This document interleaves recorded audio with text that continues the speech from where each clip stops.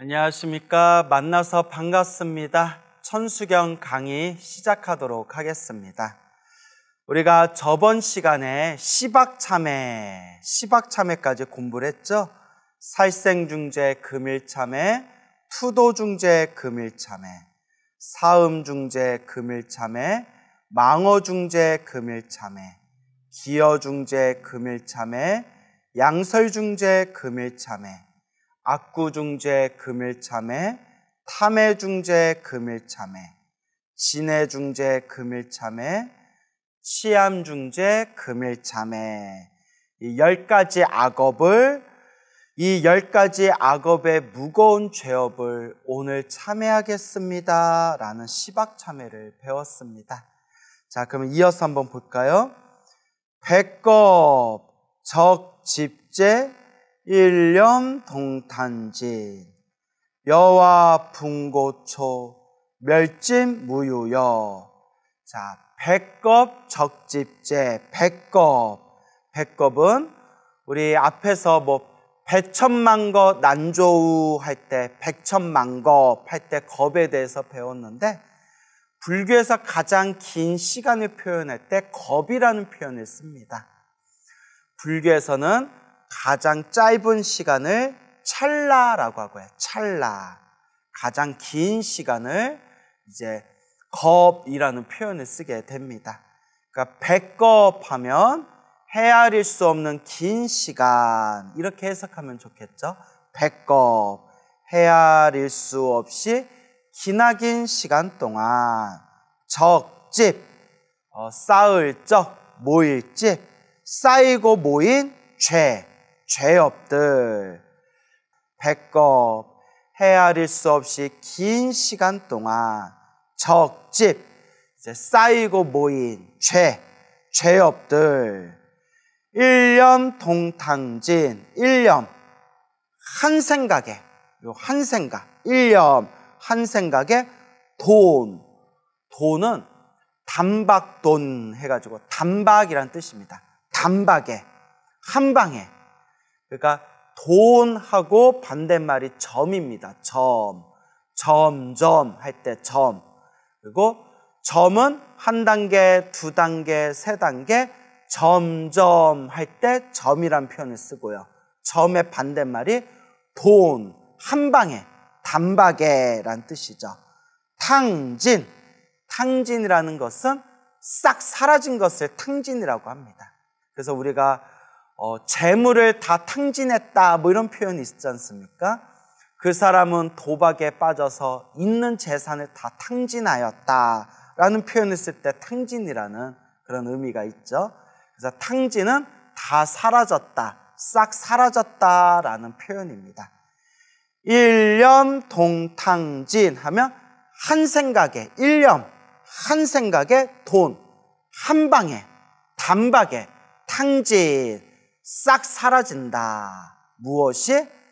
백거 적집제, 헤아릴 수 없는 기나긴 시간 동안 지었던 그 모든 죄업이 일념, 한 생각에, 일념에 돈 탕진, 단박에 사라진다 라는 뜻이 되겠습니다. 여와 분고초, 여자는 같을 여자인데요.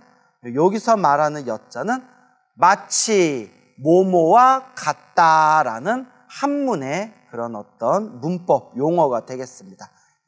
같을 마치 모모와 같다라고 이해하시면 되고요. 화자는 이제 불화자죠. 불화자고 분은 불사를 그러니까 불이 확 타오르는 걸 분이라고 해요. 화분 하면 이제 불이 붙어가지고 불이 일어나는 것을 화분이라고 합니다. 불사를 불타다 분자. 고초, 말을 풀초. 여화분 고초 하면 마치 마른 풀에 불이 붙어서 확 타오르는 거와 같다. 이렇게 이해하시면 되겠습니다. 여러분, 우리 바싹 마른 풀에 불이 붙으면 어떻게 되죠? 순식간에 불이 화라라르 하고 불이 붙어가지고 정말 재만 남고 싹 다 불타서 싹 사라지지 않습니까? 그게 백겁적지째, 백겁, 헤아릴 수 없는 기나긴 시간 동안 적집죄, 쌓이고 모인 그 죄업들, 일념 돈탕진, 일념 한 생각에 한 방에 단박에 탕진 싹 사라지는데, 그 백겁 동안 지었던 모든 죄업이 일념 한 생각에 그 모든 죄업이 싹 사라지는 걸 비유를 들자면 마치 마른 풀에 불을 붙어서 그 마른 풀이 활활 타오르는 거와 같다. 그래서 싹 다 타버리듯이 싹 다 그 업장이 사라져버린다. 그래서 멸진무유여, 멸진, 멸이 이제 소멸하다 할 때 멸이죠. 사라지다, 없어지다 할 때 멸이고요. 진은 다할 진, 멸진하면 싹 사라졌다라는 뜻입니다. 그래서 탕진이라고 표현하든 멸진이라고 표현하든 결국은 이제 싹 사라졌다, 싹 없어졌다라는 의미가 되겠습니다. 무유여, 없을 무, 있을 유. 무유가 이렇게 함께 붙어 있으면 없을 무에 있을 유잖아요. 있음이 없다. 그러니까 거꾸로 해석하는 거예요. 없을 무, 있을 유. 그러면 무자부터 해석하는 게 아니라 있을 유부터 해석해서 있음이 없다. 있는 것이 없다. 있는 것이 없다라는 건 무슨 뜻이죠? 그냥 없다라는 뜻이에요. 그냥 없다. 그래서 이게 그럼 왜 이렇게 말을 꼬아서 이렇게 무유, 그냥 없을 무만 짓지 왜 무유라고 했는가? 이건 그냥 한문식 표현이니까 그냥 그러려니 하세요. 그래서 무유하면 있음이 없다. 한마디로 없다라는 뜻이에요. 여자는 남을 여자. 그래서 무유여 하면 남은 것이 없다. 남음이 없다. 멸진 무유여, 싹 다 사라져서 남음이 없다. 모든 번뇌가 싹 마른 풀에 불이 붙은 것 같이 모든 죄업이 싹 사라져서 남은 것이 없다라는 뜻입니다. 자, 다시 해석해 보면, 자, 지금까지 설명한 걸 머리로 이렇게 헤아려 보면서, 자, 다시 한번 설명을 들어보세요.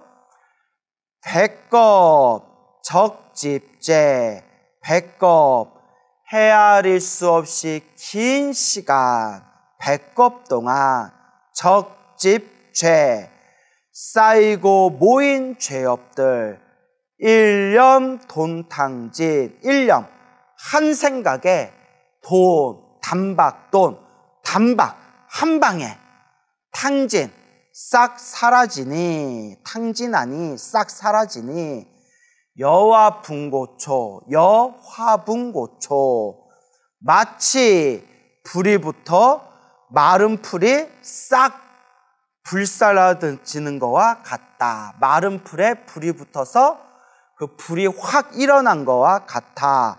멸진무유여, 멸진, 싹 사라져서 무유여, 남음이 없다. 남는 것이 없다. 모든 죄업이 일념, 한 생각에 싹 사라진다라는 뜻이에요. 말 그대로 완전한 업장소멸을 뜻하죠. 그러면 우리가 헤아릴 수 없는 기나긴 시간 동안 지었던 그 죄업이 어떻게 그 일념, 그 한 생각에 싹 다 흔적도 없이 사라질 수가 있냐? 그 일념이 바로 깨달음의 일념입니다. 깨달음의 마음. 우리 이 마음자리에 찬란한 깨달음의 광명이 일어나면 마치 껌껌한 방 안에 그냥 시커먼 암흑이 가득한 껌껌한 방 안에 해가 뜨면 방 안이 저절로 환해지듯이 우리의 업장으로 가득한 이 시커먼 마음도 깨달음의 광명이 일어나기만 하면 이 마음자리가 환하게 밝아지는 거고, 환하게 밝아지는 그 마음자리에 어둡고 축축한 그런 수많은 죄악과 업장들은 그 깨달음의 광명, 깨달음의 태양빛 아래에서 싹 다 이제 사라지게 되는 것이다. 그리고 우리가 지었던 그 수많은 죄업들이 일념, 한 생각, 그 깨달음의 한 생각에 모든 업장이, 모든 죄업이 사라지는 것이 마치 마른 풀에다가 불을 붙이는 것과 같다라는 그런 의미가 되겠습니다. 결국 이제 깨달음만 얻으면 되는데 깨달음 얻기가 쉽지가 않아요, 여러분.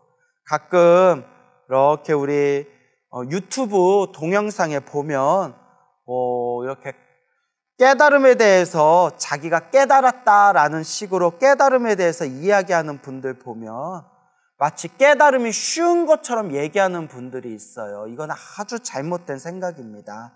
이건 제 얘기가 아니라 부처님 경전에 나오는 얘기예요. 내가 정말 깨달았냐 못 깨달았냐 확실한 기준이 있다면 부처님 말씀에 근거를 뒀을 때 최소한 탐욕과 성냄과 어리석음 정도는 소멸해야 됩니다. 그 정도는 돼야 불교에서 부처님이 인정하신 깨달음이다. 그러니까 깨달음이 쉽다라고 얘기하지 말고 정말 우리가 사람들 앞에 내 양심에 조금 더 거짓됨이 없이 스스로의 마음을 살펴봐야 됩니다. 내가 마음에 탐욕이 있는가 없는가, 내가 마음에 성냄이 있는가 없는가, 내가 마음에 어리석음이 있는가 없는가, 내 마음에 탐진치, 탐욕, 성냄, 어리석음이라는 삼독이 있는가 없는가, 내 마음 안에 탐욕과 성냄과 어리석음이 남아있는데도 내가 깨달았다, 깨달음은 어려운 게 아니다 라는 말을 함부로 하고 다닌다면 그거는 억겁의 세월 동안 닦을 수 없는 아주 무서운 부업을 짓게 되는 것이다 라는 것을 우리가 마음에 경계하고 마음에 되새겨야 됩니다. 그러니까 우리가 늘 부처님 경전을 근거로 삼아서 공부해야 됩니다. 부처님은 어떻게 말씀하셨나? 부처님의 경전에서는 어떤 말씀을 하셨나? 부처님은 깨달음에 대해서 어떤 말씀을 하셨나? 그것을 우리가 명확하게 이해를 해야 됩니다. 그래서 내 마음에 탐욕과 성냄과 어리석음이 사라졌는가 사라지지 않았는가 항상 그것을 기준으로 삼아야 된다라는 것을 명심하시길 바랍니다. 자, 그래서 또 아주 유명한 구절이 나오죠. 죄무자성 종심기 심양멸시 죄영마 죄망신멸 양구공 시증명이 진참해. 이제 아주 유명한 구절이고 아주 심오한 뜻을 가지고 있는 구절입니다. 자, 설명을 한번 천천히 들어보세요. 죄무자성 종심기라고 우리가 발음하죠. 죄무자성 종심기. 근데 이제 문장을 끊어서 해석할 때는 죄 띄고 무자성 띄고 종심기 이렇게 돼야 돼요. 죄무자성 종심기라고 하면 안 되고 죄무자성 종심기 이렇게 이제 띄어쓰는 게 더 정확해요. 근데 우리가 이제 목탁 치면서 연불 하다 보면 운율을 맞춰야 되거든요. 운율을. 근데 우리가 운율 맞출 때 뭐 이렇게 2번씩 끊거나 4번씩 끊거나 짝수로 끊는 게 되게 편해요. 그러다 보니까 죄무자성 종심기 이렇게 운율 맞추는 것보다는 죄무자성 종심기 이렇게 죄무 띄고 자성 띄고 종심기 이렇게 이제 목탁 치면서 창부를 하는 것이 운율에 이제 입에 더 찰싹 달라붙으니까 죄무, 자성, 종심기 하지만 이제 저랑 함께 문장을 번역해 보겠지만 죄 띄고 무자성 띄고 종심기 이렇게 번역하는 게 이제 문장에 띄어쓰기에는 더 정확한 표현이 되겠습니다. 자, 그럼 한번 해석해 볼까요? 죄, 무자성, 종심기. 죄는, 죄업은 우리 중생들이 시작 없는 옛적부터 지었던 이 죄는, 이 죄업은 무자성, 없을 무, 자성이 없다. 무자성, 자성이 없다. 네, 여러분 이제 여기서 설명을 이제 잘 들으셔야 돼요. 지금 설명을 잘 안 들으면 이제 또 나중에 공부할 때 헷갈려져요. 여러분, 불교가 어려워요. 불교가 어렵게 느껴지는 이유 중에 하나가 용어, 불교에서 사용되어지는 용어나 수어가 우리가 익숙한 표현들이 아니에요. 그래서 무자성할 때 자성이란 뜻 있죠. 자성이라는 단어도 우리가 불교 사전을 보면 여러 가지로 해석이 가능해요. 예를 들어서 우리가 법이란 표현 쓰죠. 법. 그러면 우리는 세속, 속가에서 법하면 뭐 헌법, 민법, 형법이라는 법이라는 표현으로도 쓸 수가 있고, 불교에서 또 법하면 여러 가지로 해석이 돼요. 법이라는 단어 하나만 하더라도 이제 산스크리트어로는 다르마라고 불러요. 다르마. 인도의 산스크리트어로는 다르마라고 하는데, 그 다르마를 이제 중국 큰 스님들은 한자로 법이라고 번역했어요. 법. 그 법을 불교 사전에서 찾아보면 몇 페이지가 돼요. 뭐 한두 페이지가 넘어요. 법에 대한 개념만 하더라도. 우리가 크게 두 가지로 해석을 하면, 법하면 이제 너무 복잡하게 그냥 두 가지로만 많이 쓰이는 해석 두 가지만 꼽아보자면, 가르침이란 뜻이 있어요. 진리, 가르침. 그래서 우리가 불법승 삼보에 귀의합니다. 그래서 삼보 귀, 귀 삼보, 삼귀라고 하죠. 불법 승 삼보에 귀의합니다. 불법승 삼보에 귀의합니다 할 때 그 법은 가르침이라는 뜻이 있어요. 그래서 거룩한 부처님의 귀의합니다. 거룩한 가르침에 귀의합니다 라는 표현을 쓰죠. 그래서 불법승 삼보에 귀의합니다 라고 할 때 법은 가르침, 부처님의 가르침이라는 뜻이 있고요. 그 다음에 뭐 제법실상 혹은 뭐 일체유의법이라는 표현 쓸 때 그 법 있죠. 우리 금강경에서도 일체유의법, 여몽환포영 할 때 법 있잖아요. 이때 법은 존재, 대상, 어떠한 현상을 뜻하는 표현이에요. 법이라는 하나의 단어가 완전히 달라지죠. 그래서 법이라는 게 가르침, 진리라는 뜻도 있고요. 또는 존재하는 것, 존재, 어떠한 대상, 우리가 인식하는 어떠한 대상, 또 어떠한 현상, 그런 존재, 대상, 현상 이런 걸 싹 싸잡아서 법이라고도 표현을 해요. 그러니까 우리가 경전을 보면 법이라는 단어가 나오잖아요. 법이라는 단어가 나왔을 때 이 법이라는 한 글자가 가르침이란 뜻으로 쓰였는지, 존재, 대상이라는 뜻으로 쓰였는지, 아니면 또 다른 의미로 쓰였는지, 요거는 그 법이라는 단어가 나온 문장의 좌우, 전후 문장을 살펴보면서 문맥에 의해서 눈치껏 이 법이라는 단어는 이런 용어로 쓰였구나라는 것을 이제 스스로 이렇게 간파를 해야 돼요. 그 행간의 의미를 이해해야 되거든요. 근데 이게 뭐 책 좀 몇 번 봤다고 이해가 되겠어요? 불교 사전도 몇십 번을 찾아보고 경전도 수십 번을 읽어보고, 경전을 읽으면서 경전 단락마다 요 법이라는 단어는 요런 의미로 쓰였겠구나라는 그런 축적된 정보의 내공들이 있어야 되거든요. 근데 이게 쉬운 일이 아니죠. 문제는 법만 그런 것이 아니라 수많은 불교 용어들이 이런 식으로 쓰이고 있어요. 그러니까 A라는 경전에서는 좀 다르게 쓰이고 B라는 경전에서도 좀 다르게 쓰이고 하나의 용어, 하나의 단어가 그때마다 조금씩 여러 개념으로 여러 가지 각도로 쓰이는 경우가 불교 경전, 불교 교리에서는 제법 많아요.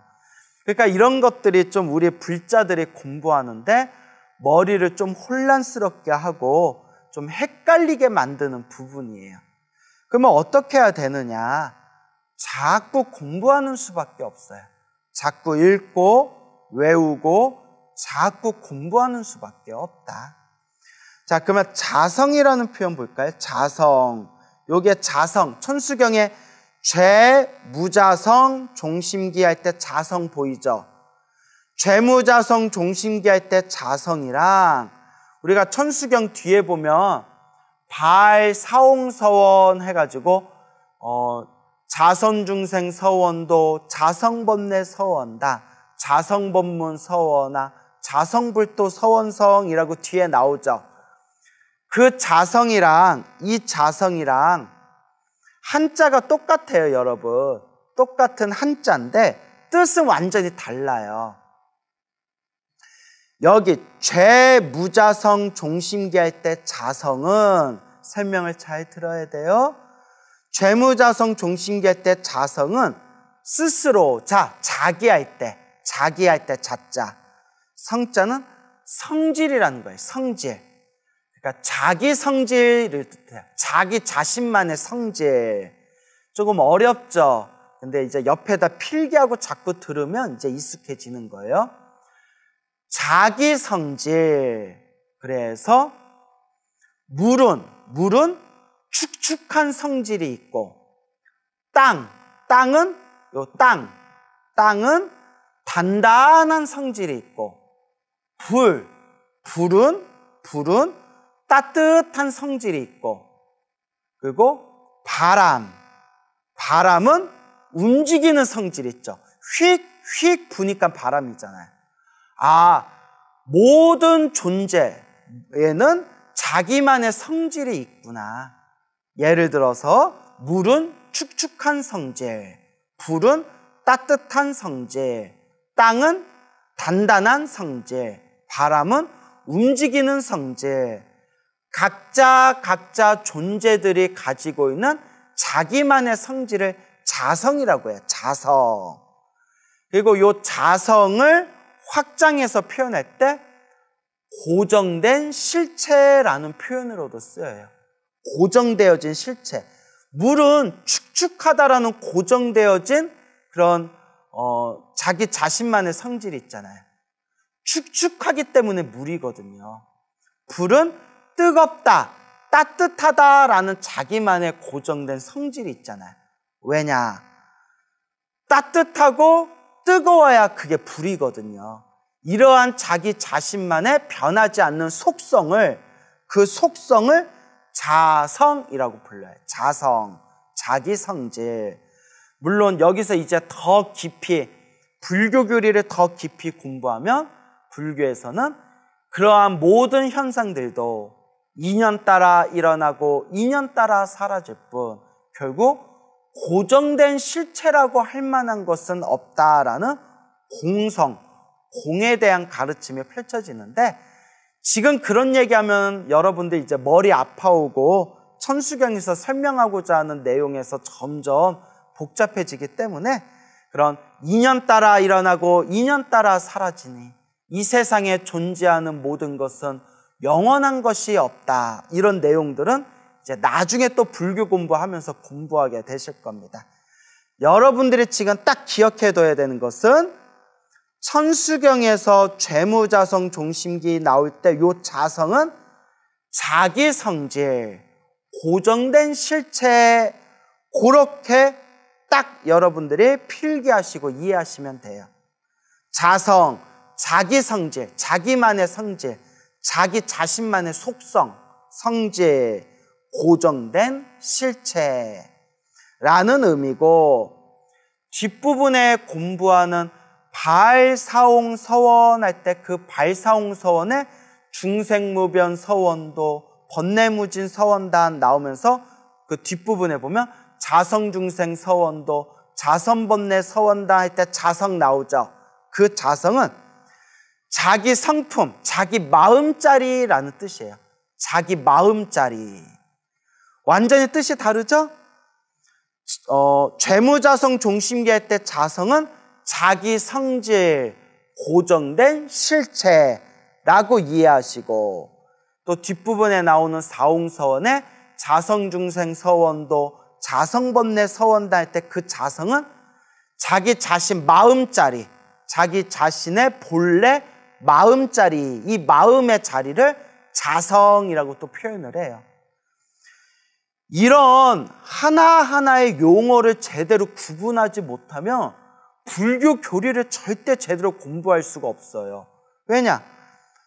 단어는 똑같아도 쓰이는 단어가, 그 단어의 그 표현, 그 개념이 다르기 때문에 이걸 명쾌하게 이해하지 못하면 남의 다리 긁고 있는 거예요. 비유를 들어볼게요. 우리가 배라고 할 때 와삭와삭 먹는 배가 있고요. 먹는 배가 있고, 우리가 물 위에서 둥둥 떠다니는 배가 있잖아요. 물 위에 바다를 건너는 배가 있고, 또 하나가 우리 복부를 배라고 하잖아요. 복부. 야, 너 제주도에서 여기 육지까지 어떻게 왔어? 배 타고 왔어. 배를 타고 왔어? 야, 그 먹는 배를 타고 온 거야? 와사와사 먹는 배를 타고 온 거야? 하면 이놈이 무슨 얘기를 하는 거지? 이렇게 돼버리잖아요. 그 배가 딱 무슨 배인지 알아들어야 되는데, 너 제주도에서 육지까지 온데 어떻게 왔어? 배 타고 왔어. 배 타고 왔어? 사람 배를 타고 온 거야? 이래버리면 얘가 지금 나를 놀리나? 지금 무슨 소리 하고 있는 거야? 라는 생각이 들잖아요.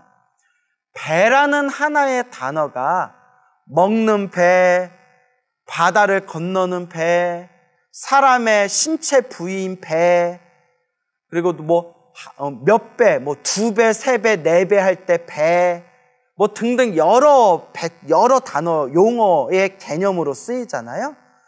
요걸 명확하게 이해를 못하면 일상생활을 할 수가 없어요. 소통이 안 되는 거예요. 일상생활에서 소통이 안 되는 거예요. 야, 거기 배 좀 가져와라 했더니 엉뚱한 거 가져오고, 그렇게 일상에서 소통이 불가능해지듯이 이런 하나하나의 불교에서 쓰이는 용어와 단어를 명확하게 이해를 못하면 불교 교리와 경전 공부를 제대로 할 수가 없어요. 왜 제가 이 이야기를 이렇게 길게 하느냐? 물론 저도 공부가 부족하기 때문에 제가 감히 할 말은 아니지만, 제가 컨셉이 겸손이잖아요. 겸손하게 말하자면 저도 공부가 부족하고 저도 중간중간 틀리는 것들이 많기 때문에 제가 할 말은 아니지만, 이렇게 누가 글을 쓴 걸 보거나 어디서 강의하는 걸 들어보면 이런 용어를 명확하게 이해를 하지 못하면서 사람들에게 불교를 얘기하는 사람들을 제가 여러 봤어요. 그럼 답답한 거예요. 저 사람 얘기하는 게 그 뜻이 아닌데 엉뚱한 소리를 하고 있는 거예요. 그럼 왜 엉뚱한 소리를 하고 있느냐? 용어를 제대로 이해를 못하고 있는 거예요. 그런 사람들 제법 많아요. 예를 들어 이제 스님들 중에서 승가대학교를 나오고 동국대나 중승대나 그렇게 학위 과정에서 그렇게 제대로 한 단계 한 단계 좋은 교수진 밑에서 그렇게 한 단계 한 단계 좋은 자료를 가지고 공부하신 분들은 그래도 이 용어가 정확히 어떤 뜻이다라는 사전적 개념이 있잖아요. 그러면 실수가 좀 덜해요. 완벽한 건 아니지만 사람이 어떻게 완벽할 수 있어요? 저도 실수 많이 할 때 있는데. 그런데 불교 공부를 좀 어설프게 한 사람들이 불교 얘기할 때 보면 이런 용어들을 정확히 이해를 하지 못하고 엉뚱하게 남의 다리 긁고 있는 얘기를 할 때가 있다. 그러면 그거 답답해도 그걸 뭐 또 함부로 지적할 수가 없어요. 싸움 날까 봐. 뭐 니는 잘났냐 뭐 이러면서 또 싸움 날 수도 있거든요. 사람의 자존심은 함부로 그렇게 건드는 게 아니잖아요. 그래서 우리가 경전 공부할 때는 우리가 어떤 공부를 하든 인문학에서 가장 중요한 게 바로 사전이래요. 사전. 인문학에서 가장 중요한 게 바로 사전이라는 겁니다. 왜냐? 내가 보고 있는 텍스트에 그 단어의 정확한 개념을 이해할 수 있어야 되고 그 개념들을 정확하게 표기한 그 우리가 의지해야 할 텍스트가 바로 사전이라는 거죠. 그래서 예전에는 한 나라의 문화가 얼만큼 발전했는지를 알고 싶으면 그 나라에서 출간한 사전을 보면 된다라는 얘기가 있을 정도였대.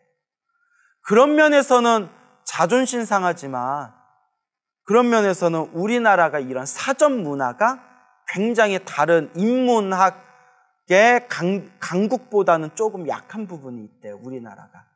이제 우리나라도 점점 좋은 사전들이 많이 나오고 있는데 안타깝게도 좀 다른 나라에서 베낀 것들이 많다고 그렇게 어느 또 학자분이 쓴소리를 하는 경우도 있더라고요. 그래서 불교 공부할 때도 항상 불교 사전을 책상에다 올려놓고 불교 사전을 보면서 사실 공부해야 돼요. 죄무자성 종신기 하면 자성이란 무슨 뜻인가 찾아보고 여러분 우리 마음심 할 때 심 있잖아요. 대부분 불교 공부하는 사람들이 마음심 하면 마음이란 단어를 불교 사전에서 안 찾아봐요. 너무나 익숙한 단어이기 때문에. 그런데 불교 사전에서 마음이라는 단어를 찾아보면 불교에서 지칭하는 마음이라는 단어가 굉장히 복잡하고 수많은 개념들이 엮여 있구나라는 걸 우리가 알게 됩니다. 그래서 불교 공부할 때는 항상 불교 사전 두껍고 좋은 걸 같이 봐야 불교 교리를 공부하는 데 있어서 실력이 향상될 수가 있다라고 말씀하시더라고요. 근데 지금은 불교 사전이 없어도 돼요. 있으면 더 좋지만 왜 없어도 되느냐? 웬만한 내용은 스마트폰에서 인터넷 검색으로 바로 찾아볼 수가 있어요. 이렇게 좋은 시대가 없어요. 내가 궁금한 부분이 있으면 이제 바로 인터넷에서 내가 필요로 하는 단어를 그 포털 검색어에서 내가 원하는 단어를 사전에서 딱 찾아보면 웬만한 단어는 또 웬만한 불교 용어는 다 나와요. 물론 옆에 좋은 선생님이 있어서 하나하나 짚어주면 최고지만 모르는 단어가 나올 때에는 반드시 사전에 찾는 연습을 하는 것이 아주 중요하다라는 말씀을 드리고 싶습니다.